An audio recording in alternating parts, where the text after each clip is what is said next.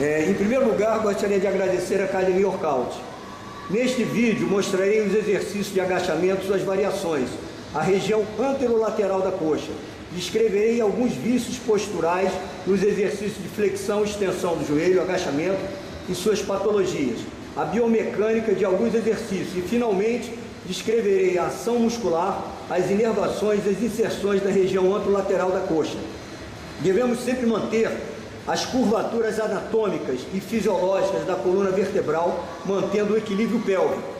Mostrarei nos próximos vídeos os trabalhos específicos e as variações dos agachamentos com barra, com halteres, agachamento de Jefferson e outros mais. Então vamos lá. O agachamento livre. Pode começar a fazer.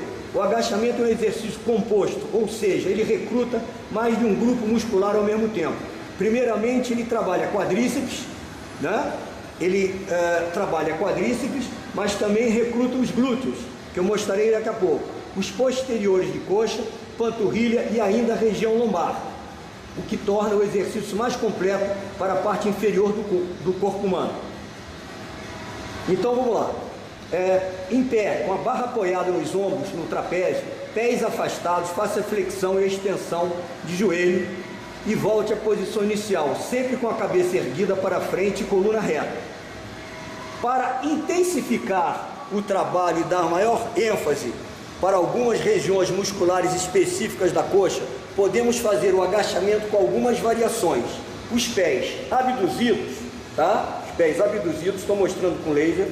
Os pés abertos, mais ênfase para os rotadores externos do quadril e mais a região interna das coxas, os adutores. Já com os pés voltados para a linha reta ou mesmo para dentro, aduzidos, não demais, como eu estou mostrando com laser, recrutarão melhor os músculos rotadores internos do quadril, né? Do quadril e mais os quadríceps. Porém, dependendo de quanto afastamos os pés ou juntamos a articulação do joelho, ficará uma sobrecarga por um movimento antinatural. Sendo assim, essas variações somente devem ser usadas por pessoas altamente treinadas. Ok? Pode botar o peso. Quando fazemos agachamento, devemos manter as curvaturas anatômicas fisiológicas da nossa coluna de forma normal. Devemos manter sempre o equilíbrio pélvico. Não podemos acentuar a antiversão pélvica. Tá vendo aqui, ó, a antiversão pélvica, que pode se tornar uma lordose lombar. E também a retroversão, pois as duas prejudicam a coluna. O professor deve prestar muita atenção em individualizar o trabalho, ou seja, a flexão de joelho e o agachamento deve ser específica para cada aluno, tá? Devemos analisar o nível de angulação para cada indivíduo na hora de descer. Analisado de forma eletromiográfica, o agachamento profundo intensifica o trabalho de glúteos máximo. Trocando em miúdos, faça uma flexão de joelho parcial, caso você tenha alguma dessas patologias. Se não fizermos uma antiversão pélvica com agachamento profundo, não iremos dar ênfase à lordose lombar e, consequentemente, podemos fazer a amplitude máxima. A hiperlordose lombar, mostra a hiperlordose lombar na coluna, tá? Lombar, está associada à antiversão pélvica e, consequentemente, a um realinhamento de todas as curvaturas da coluna para uma compensação. A antiversão pélvica pode estar associada a um desequilíbrio dos músculos do abdômen e de glúteos, musculatura de glúteos.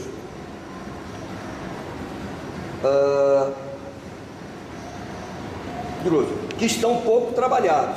E na musculatura lombar, né? Na musculatura lombar, que se apresenta encurtada. Já a retificação da lordose lombar, ela está associada à retroversão da pelve, originando uma costa plana, tira a mão um pouquinho para mostrar, uma costa plana, tá? Uma costa plana, com diminuição da mobilidade. A retificação da lordose cervical caracteriza-se pela diminuição da lordose. Exatamente, diminuição da lordose, mostra. E, consequentemente, um pescoço reto, com diminuição da motricidade. Os músculos, pode virar, os músculos que o agachamento trabalha. Ele trabalha o vasto lateral, o reto femoral, tá? O vasto medial, tá? E o vasto intermédio, que fica numa camada mais profunda, aqui, debaixo, quase que debaixo do reto femoral, tá? Trabalhamos também bastante a musculatura de glúteos, o glúteo máximo, tá? Glúteo máximo, que fica nessa região aqui, pode virar de novo de frente, tá? Trabalhamos também o sartório, que é essa musculatura aqui, o sartório, e o tensor do fáscia lata, que essa vira de lado um pouquinho, que é essa musculatura aqui, ó, tá? Essa musculatura aqui, tá bom? Então vamos lá. Agora vamos começar com o Smith Machine, tá? Vamos lá.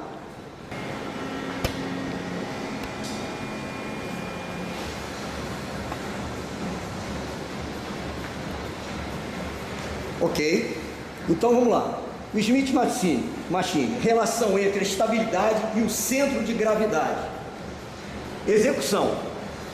A barra deve ser posicionada no seu trapézio e em seguida você deve afastar as pernas em uma largura igual dos ombros. Mantenha seus joelhos e quadril alinhados com a barra e a partir daí comece a fazer a flexão e a extensão do joelho. Como falei antes, o aluno deve sempre respeitar as curvaturas anatômicas e fisiológicas da coluna vertebral. O professor deve orientar o aluno com a angulação para cada aluno, como também a carga a ser usada. Lembrando que a maior amplitude do movimento irá solicitar um maior trabalho de glúteos na extensão de joelho. Estou explicando esse tópico porque vemos nas academias, principalmente no Smith Machine, sendo feito com centro de gravidade deslocado para frente, mais para frente a perna ainda.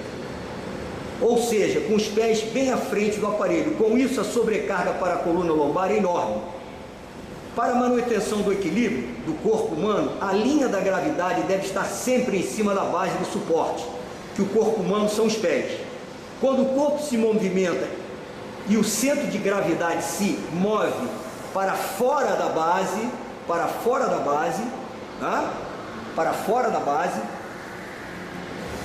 de suporte, ou seja, para frente, o indivíduo perde o equilíbrio. Dado que a linha de gravidade LG deve cair sobre a base do suporte para a estabilidade.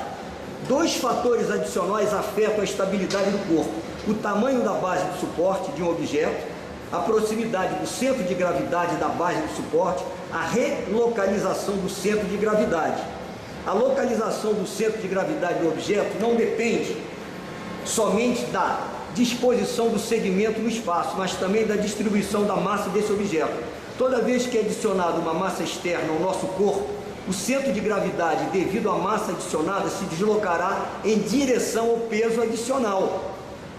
O deslocamento será proporcional ao peso adicionado. O braço de momento, o BM, é a distância entre o eixo de uma articulação e o ponto de aplicação da força muscular, inserção do músculo.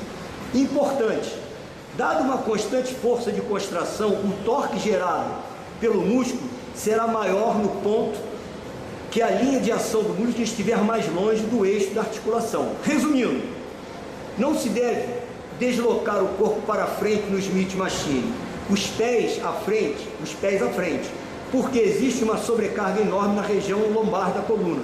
Com estes movimentos acentuamos a retroversão pélvica, retificação da coluna e principalmente se fizermos uma flexão máxima do joelho. Entendeu? Ok, tá bom. Isso. Agora, Pode ficar aí, Bito. Agora eu vou falar as ações do quadríceps femoral, inserção e inervação. Inserção proximal é o reto anterior da espinha ilíaca antero inferior. O vasto lateral,